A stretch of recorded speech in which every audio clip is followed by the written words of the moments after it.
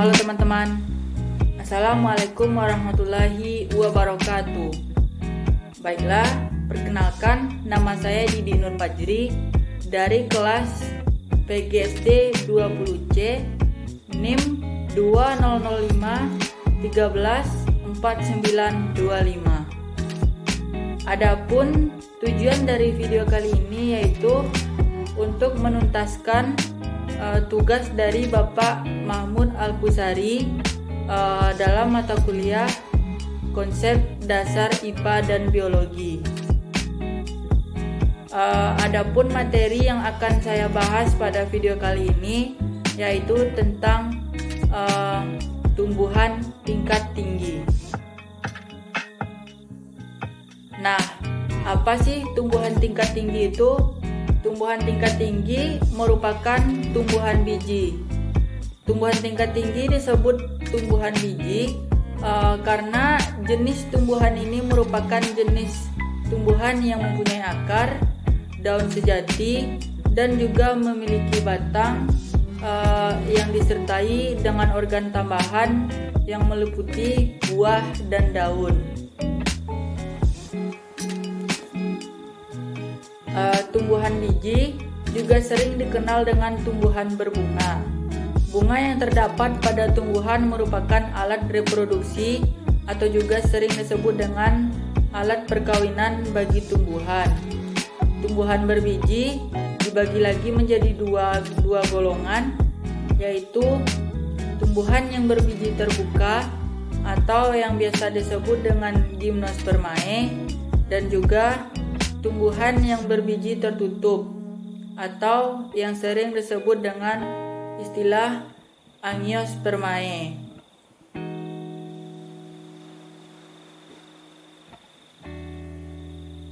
Nah, tanaman berbiji terbuka atau Gymnospermae yaitu yang biji tanamannya tidak dilapisi dengan cadangan makanan, seperti halnya pada Angiospermae. Tanaman Gymnospermae tidak memiliki bunga. Tanaman jenis ini memiliki organ reproduksi berupa konus atau strobilus.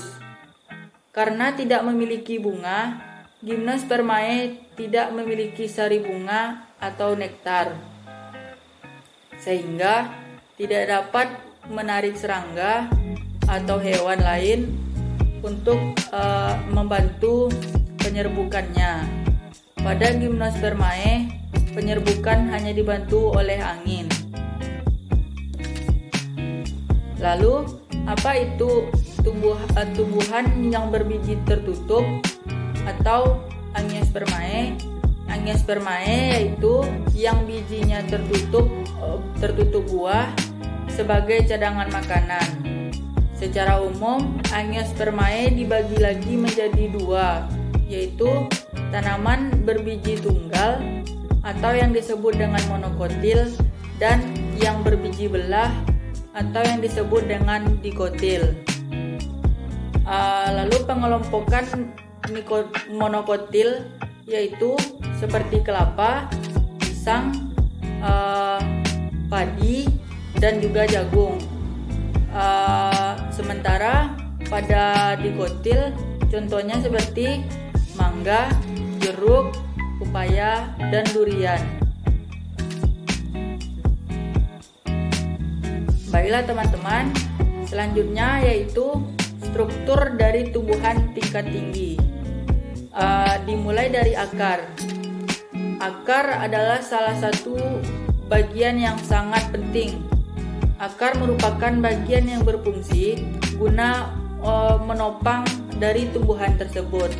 Selain itu, akar juga merupakan salah satu bagian yang berfungsi untuk menyerap macam-macam zat hara untuk dapat diproses menjadi energi yang dibutuhkan oleh tumbuhan. Dalam dunia tumbuhan sendiri, akar dibedakan menjadi dua, yaitu akar serabut dan akar tunggang. Nah, yang pertama, akar serabut. Akar serabut merupakan salah satu dari beberapa jenis akar yang dimiliki oleh tumbuhan. Akar yang satu ini memiliki ciri khusus dengan memiliki jumlah serabut akar yang cukup banyak.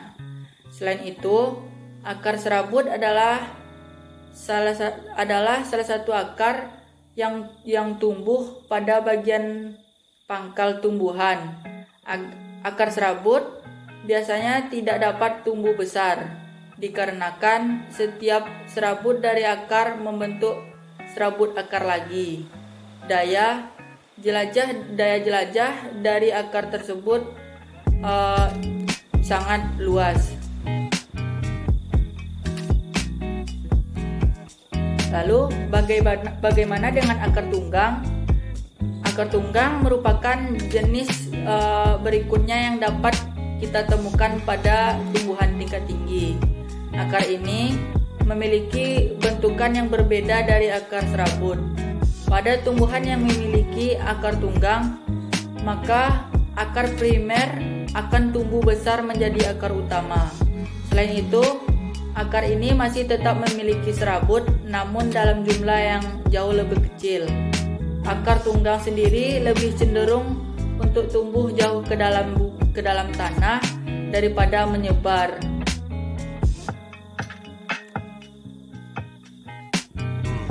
Struktur yang selanjutnya yaitu batang. Jika kita berbicara mengenai struktur dan organisasi tumbuhan tingkat tinggi, maka batang adalah salah satu hal yang cukup penting. Batang sendiri memiliki fungsi untuk dapat menopang tumbuhan tersebut.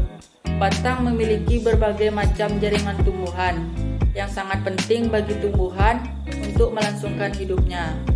Dalam batang, kita dapat menemukan jaringan xilem dan juga jaringan floem.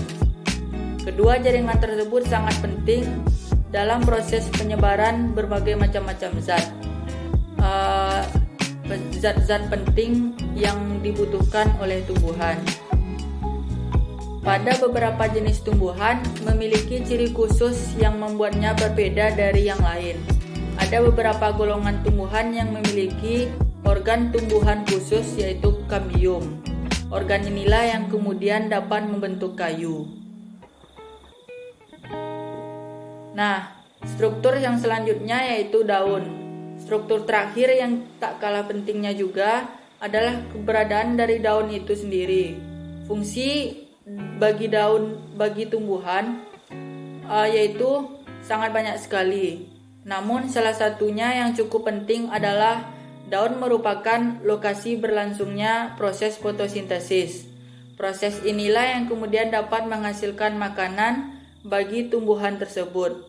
Selain berfungsi sebagai lokasi fotosintesis, daun juga merupakan tempat respirasi bagi tumbuhan melalui stomata.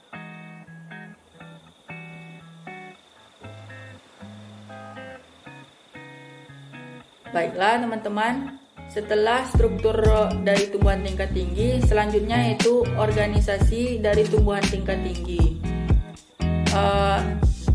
Yang pertama itu apa itu organisasi? Organisasi merupakan pembagian yang dapat kita temukan dalam dunia tumbuhan tingkat tinggi.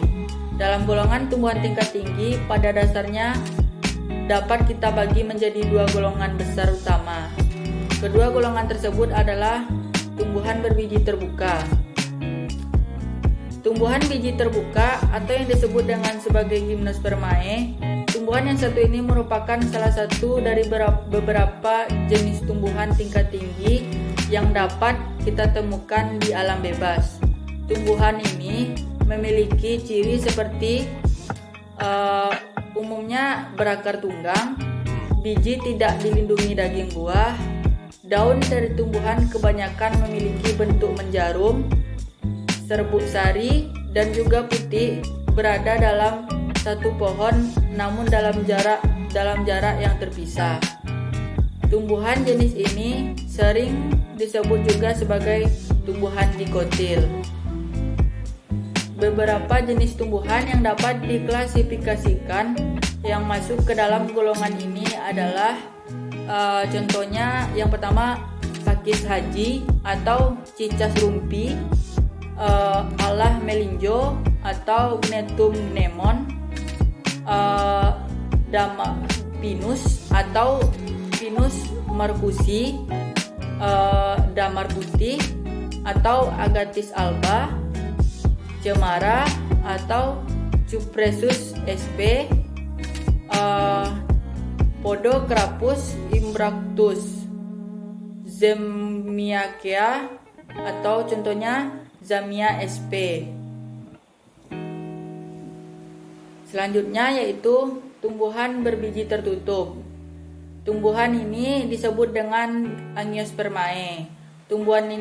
Adapun ciri-ciri dari tumbuhan ini yaitu seperti umumnya berakar serabut dan ada juga tunggang, biji yang tertutup oleh daging buah, alat perkembangannya berupa bunga, memiliki tulang daun. Tumbuhan ini sering juga disebut dengan tumbuhan monokotil. Beberapa jenis tumbuhan yang masuk ke dalam bagian ini adalah yaitu suku kenikir-kenikiran, suku polong-polongan, suku kopi-kopian, suku rumput-rumputan, suku nilam-nilaman, suku kastuba-kastubaan, suku teki-tekian, suku kapas-kapasan, dan yang terakhir archaea. Nah, itulah tadi pengertian dari tanaman tingkat tinggi dan strukturnya. Sekarang saya akan memberikan contoh tanaman tingkat tinggi yang ada di rumah saya, yaitu tanaman sirih. Mengapa saya memilih tanaman sirih? Karena tanaman sirih memiliki sangat banyak manfaat dan mudah didapat.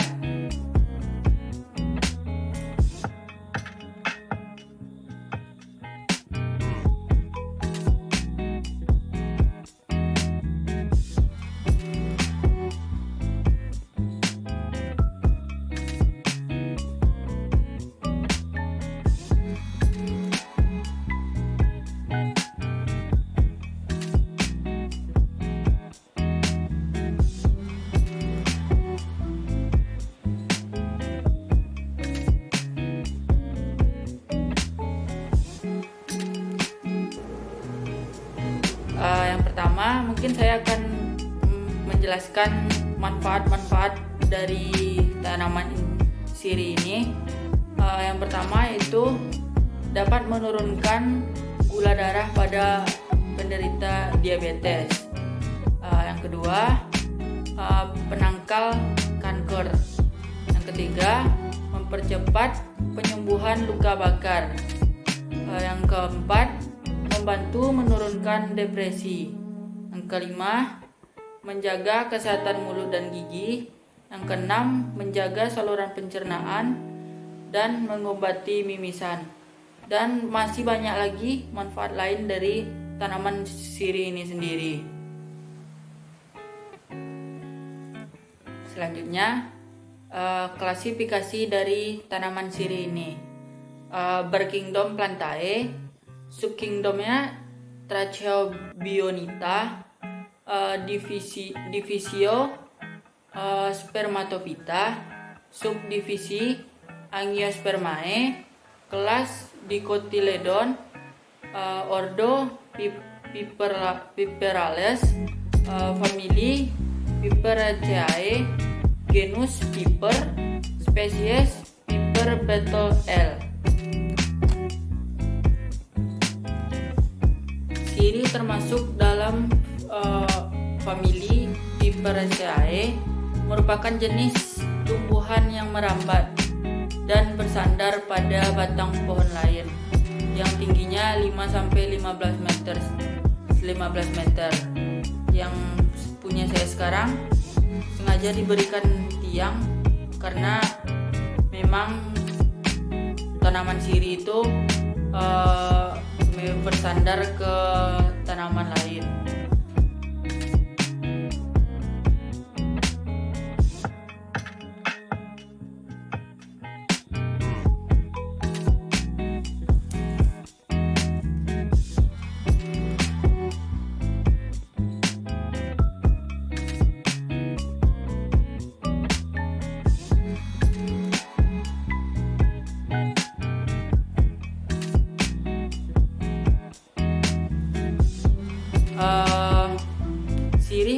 memiliki daun tunggal, berseling dengan bentuk bervariasi, mulai dari bundar, telur atau bundar telur lonjong. Pangkal berbentuk jantung atau agak bundar berlekuk sedikit, ujung daun runcing, pinggir daun rata, agak menggulung ke bawah, panjang 5-18 cm, lebar 3-12 cm. Batang sirih berwarna coklat kehijauan. Namun ada juga sirih yang berwarna merah, seperti sirih yang saya punya sekarang, yaitu sirih yang berwarna merah. Batang morfologi daun sirih berbentuk jantung, berujung runcing, tumbuh berselang-seling, bertangkai, teksturnya agak kasar jika diraba dan mengeluarkan aroma khas yang jika diremas. Panjangnya 6-17 cm dan lebar 3-10 cm. Sirih memiliki majemuk yang berbentuk bulir dan menunduk. Bunga sirih dilindungi oleh daun pelindung yang berbentuk bulat panjang dengan diameter 1 mm. Buah sirih terletak tersembunyi atau buni, berbentuk bulat, berdaging dan berwarna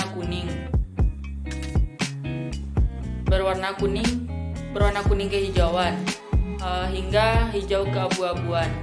Tanaman sirih memiliki akar tunggang yang bentuknya bulat dan berwarna coklat kekuningan. Nah, selanjutnya mungkin syarat tumbuh dari tanaman sirih ini. Daun sirih juga memiliki karakteristik lingkungan yang dapat menunjang tumbuhnya. Adapun karakteristiknya itu yang pertama, tanaman sirih merupakan tanaman yang dapat tumbuh maksimal apabila berada di daerah yang dingin. Yang kedua, tanaman sirih pada umumnya tidak terlalu membutuhkan sinar matahari yang terlalu banyak. Yang ketiga, tanah yang diperlukan adalah tanah yang subur, lempung, liat dan berpasir. pH tanah yang diperlukan agar daun sirih dapat tumbuh maksimal adalah 6-7. Baiklah teman-teman, itulah tadi penjelasan dari materi tumbuhan tingkat tinggi. Mungkin hanya itu yang dapat saya sampaikan. Semoga bermanfaat bagi teman-teman semua. Lebih dan kurang saya mohon maaf. Wabillahi taufiq wa hidayah. Wassalamualaikum warahmatullahi wabarakatuh.